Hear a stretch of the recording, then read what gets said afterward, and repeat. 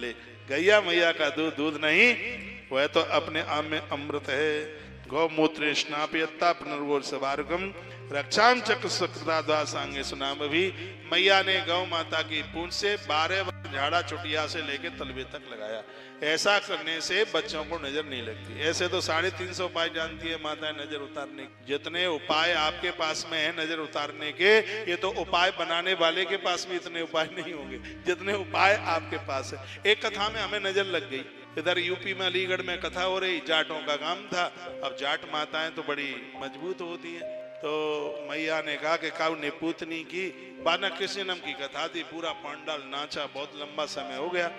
तो अब मुझे तो पता नहीं, हमने तो कहा मैया हम काले कलूटे लोगों को कहाँ नजर लगेगी।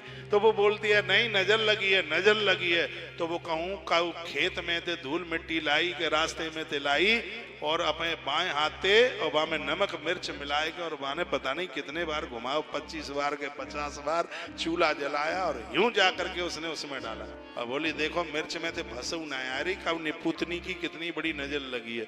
अब हमने कहा कि जा मैं रेत ही मुटक्का भर के पड़े हैं तो वहां में तो बस कहाँ से आवेगी। तो हमने कहा मैया अब हमें यूं लगे कि अब हमारा बुखार कच उतर गया। बोले अब भाई पूरो ना उतरो, मैं पूरी नजर उतार के छोड़ूंगी। फिर वाने के तपेला में पानी भरो, इतनी बड़ी रस्सी लाई, डाब की रस्सी, बामे वाने रुई लपेटी और करुआ तेल में डुबाई। करुआ तेल जानो नहीं जानो? करुआ तेल है सरसों को तेल, हमारे ब्रज में बातें करुआ तेल के। हाँ, तो वाने सरसों के तेल में वो डुबाए के और फिर वाने जो ऐसे कचू तपेला ऐसे घुमायो और वहां में जलाए के वाने खूटी पे लटकाए दे, नीचे पानी को तपेला रख दो। तो वहां में तो एक एक बूंद गिरे, पानी में गिरे तो आवाज आवे टप, फिर गिरे तो टप। बोली देखो काऊ निपुतनी ने ऐसी नजर दी है कि बिल्कुल नजर टप ही टप करके बोल रही। अब हमने तो नहीं कहा कि बूंद पानी में गिरेगी तो टप ही करके बोलेगी। हमने कहा मैया बिल्कुल हमारा बुखार उतर गो।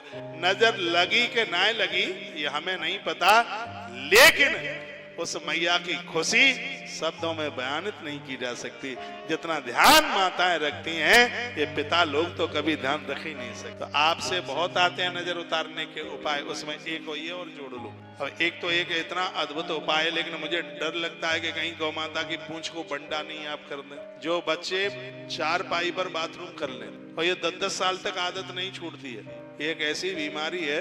गौ माता की पूंछ के बाल और किसी कपड़े में बांधकर उन बच्चों के कमर से बांध दिया जाए तो बीमारी खत्म हो जाती है। लेकिन हमने एक बार ये बोल दिया तो गौशाला की गैया बंडी कर दी लोगों ने, इसलिए तब से हमने बोलना ही बंद कर दिया। गौ माता तो बहुत बड़ा प्रभाव है, बहुत बड़ा आनंद है। मैं कहूँगा जब भी कभी गौशाला जाते हो तो बच्चों को लेके जाते हो, गौ माता की पूंछ बच्चों के सिर के ऊपर रखिए, क्योंकि गौ माता की पूंछ ऐसी है जिसमें वैद राज स्वयं विराजित है। ऐसी क्योंकि गैया मैया में तो सिगरे देवता वास करते हैं। तो लिखा गौ मूत्रेण स्नापयत्ता, मैया ने गैया मैया की पूंछ से भगवान को स्नान कराया और नजर उतारी गई, पेड़ों में आग लगाई गई, धुधु करता हुआ पूतना का शरीर